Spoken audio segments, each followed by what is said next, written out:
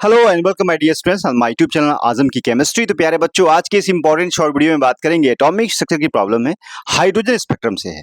तो क्वेश्चन को पहले समझ लेते हैं, फिर उसका डिटेल में एक्सप्लेनेशन आपको देंगे कि ताकि आपको किसी तरह का कंफ्यूजन इस टॉपिक से ना रहे और आने वाले एग्जाम में आप बड़ी कामयाबी आपको मिले। चलिए हम लोग पहले प्रश्न को देखते हैं। तो प्यारे बच्चों, क्वेश्चन को ध्यान से पढ़िए। Wavelength of the first line in the बामर series of hydrogen approximately, उसका वेवलेंथ या लैम्डा कितना होगा वही पूछा गया है। तो सबसे पहले बामर सीरीज क्या होती है, आपको पता है कि 5 series present in hydrogen spectrum, Lyman, Balmer, Paschen, Brackett and फून। तो यहाँ पे लाइमन सीरीज के बारे में बात करें जो कि n की वैल्यू 1 होती है और बामर सीरीज n की वैल्यू 2 होती है। इस तरह से n 3 4 5 6 होती है।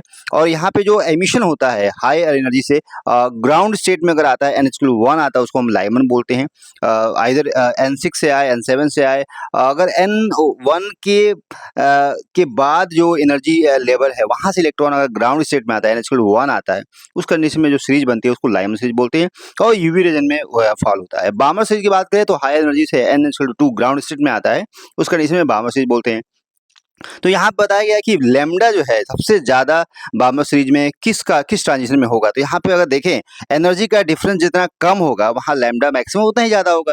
तो यहाँ पे जो n बराबर 3 देखे ध्यान से, n बराबर 3 से n बराबर 2 में जो ट्रांजिशन होगा उसकी एनर्जी क्या है, बहुत कम होगी। उस कंडीशन में लैम्डा मैक्सिमम बहुत ज्यादा होगा। तो यही आपको देखना है कितना होगा। विजिबल रीजन में सारे ट्रांजिशन विजिबल रीजन में होते हैं। तो बेटा सबसे बड़ी बात है कि फॉर्मूला है जो बहुत यूजफुल है, 1/λ RH1N1 स्क्वायर माइनस 1N2। तो यहाँ पे N1 और N2 क्या होगा, तो फर्स्ट अगर एक्साइटेड स्टेट की बात करें बामर में तो N=3 होगा, क्योंकि यहाँ पे और ग्राउंड स्टेट N=2 होगा। तो यहाँ पे 3 से 2 में आने में लैम्डा का कैलकुलेशन करेंगे जो सबसे ज्यादा होगा तो कितना आएगा।